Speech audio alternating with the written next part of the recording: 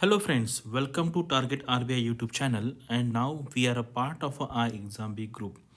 और ये वीडियो बनाने का पर्पज़ ये है कि अभी सेबी का नोटिफिकेशन आ चुका है।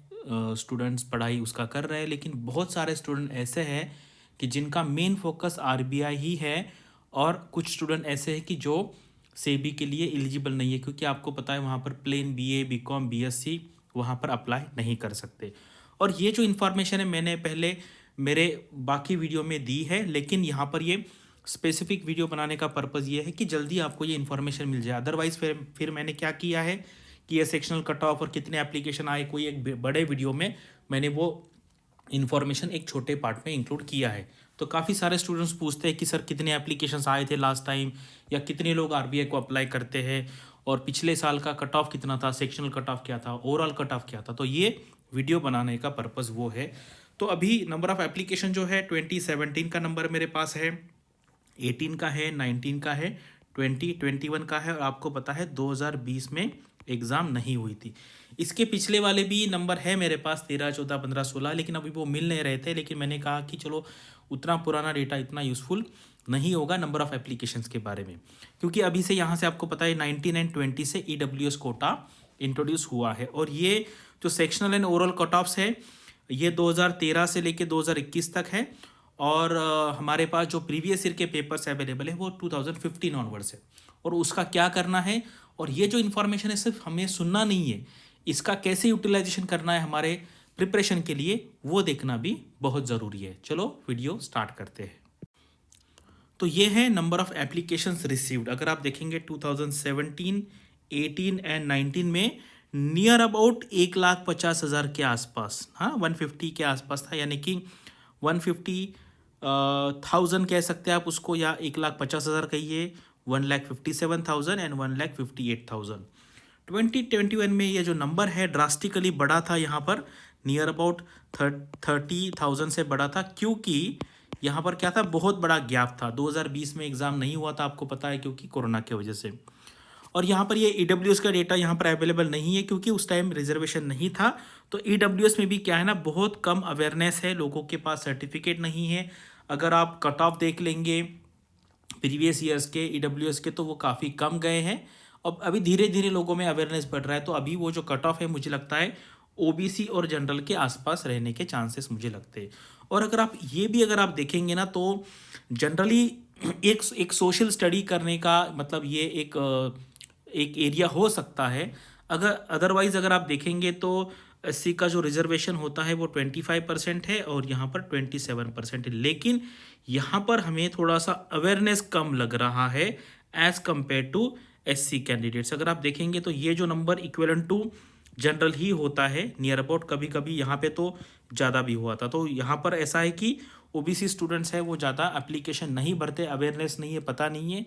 जो सोशोलॉजिस्ट है वो देख सकते कि ऐसा क्यों हो रहा है। तो क्योंकि हमारे जो सिलेबस है इकोनॉमिक एंड सोशल इश्यूज़ में, तो ऐसा नहीं है कि सिर्फ हमें एग्ज़ाम के लिए पढ़ना है, हमें थोड़ा सा ऐसी चीज़ें ऐसा क्यों हो रहा है ये थोड़ा सा सोचने की भी एक हमें ट्राई करना चाहिए। तो ये हो गया नंबर ऑफ़ एप्लीकेशंस। और अभी मुझे लगता है कि इस साल का नंबर ऑफ़ एप्लीकेशंस ये दोनों के बीच में 1,50,000 से लेके 1,80,000 के बीच में रहने का चांस एक्सपेक्टेशन मुझे लगता है। उसको कोई बेस है नहीं, एक प्योरली एक ये गेस है। तो ये बहुत इंपॉर्टेंट स्लाइड है। तो इसका अभी क्या करना है मैं आपको बताऊंगा। तो सबसे एंड में मैं आपको बताऊंगा कि हमारा जो वेबसाइट है iexambee.com, वहाँ पर आपको प्रीवियस ईयर के पेपर्स मिलेंगे। 2015 का है, 16 है, 17 है, 18 है, 19 और 20 है। तो उसमें आपको क्या करना है, वो पेपर में आपको जीए का सेक्शन जो है वो सॉल्व नहीं करना है। आप सॉल्व कीजिए क्वांट, आप सॉल्व कीजिए रीजनिंग एंड इंग्लिश, ठीक है। तो ये टोटल कितने हो गए, ये 30, ये 60 एंड ये 30, टोटल हो गए 120। तो अभी आपको क्या करना है, जैसे मान लीजिए आप 2015 का पेपर सॉल्व कर रहे हैं, तो जब आप क्वांट सॉल्व करेंगे तो आपको देखना है उस साल का क्वांट का कट ऑफ कितना था, आपको उतने मार्क्स मिलने चाहिए। रीजनिंग का कट ऑफ कितना था, 15, आपको मिनिमम उतने मार्क्स मिलने चाहिए। इंग्लिश का कट ऑफ था इतना। तो ये आपको देखना है। अभी ओवरऑल कट ऑफ का क्या करें, क्योंकि ओवरऑल तो हम जीए का सेक्शन सॉल्व नहीं कर रहे। तो आपको क्या करना है, 120 में से कितने मार्क्स में आने चाहिए आपको, ये जो है इसके आपको 70% आने चाहिए, ठीक है। यानी कि जितना उस साल का कट ऑफ है उसका 70% मार्क्स आपको आउट ऑफ 120 मिलने चाहिए। ये बनाने का पर्पज़ ये है, ठीक है। तो मैं आपको बता दिया कि ये कट ऑफ और जो प्रीवियस ईयर के पेपर है उसका यूटिलाइजेशन आपको आपके पढ़ाई के लिए कैसे करना है मैंने आपको बता दिया। अभी हम थोड़ा स्टडी करते हैं कट ऑफ में। तो ये मैंने यहाँ पर ये अलग से मार्क इसलिए किया है क्योंकि यहाँ पर बहुत सारे स्टूडेंट, अच्छे अच्छे स्टूडेंट यहाँ पर फेल हुए थे क्वांट में। 2018 में ओवरऑल लोगों का सेक्शनल कट ऑफ निकल गया था, लेकिन ओवरऑल कट ऑफ नहीं निकला। 2019 में भी वैसे हुआ, सेक्शनल कट ऑफ निकल गया, ओवरऑल कट ऑफ नहीं निकला। और last year overall cut off बहुत कम था, अगर आप देखेंगे तो इसका नियर अबाउट 50% के आसपास है लोगों का ये निकला था। लेकिन बहुत सारे स्टूडेंट्स को यहाँ पर प्रॉब्लम आया था। रीजनिंग काफ़ी डिफिकल्ट था, मतलब टोटल 60 क्वेश्चन होते हैं रीजनिंग में, लेकिन लोगों के 15 से ज़्यादा अटेम्प्ट ही नहीं हो पाए। कुछ लोगों ने 10 और 11 12 अटेम्प्ट किया, और कट ऑफ अगर 12 होगा तो आप कैसे पास हो जाएंगे। तो ये बताने का पर्पज़ ये है कि आपको मतलब हर सेक्शन की अच्छी तरीके से पढ़ाई करनी चाहिए, मतलब सेक्शनल कट ऑफ तो निकलना ही चाहिए आपका, और ओवरऑल भी अच्छे मार्क्स मिलने चाहिए। तो अगर आप ये एक्सरसाइज करेंगे, कौन सा एक्सरसाइज, जो प्रीवियस 6 ईयर के पेपर है हमारे पास, और अगर आप ये इंश्योर करेंगे कि ये सारे सेक्शनल कट ऑफ आपके निकल रहे हैं और ओवरऑल आपको ये जो कट ऑफ है इसका 70% मार्क्स आउट ऑफ 120 अगर मिल रहा है, then you are on right track.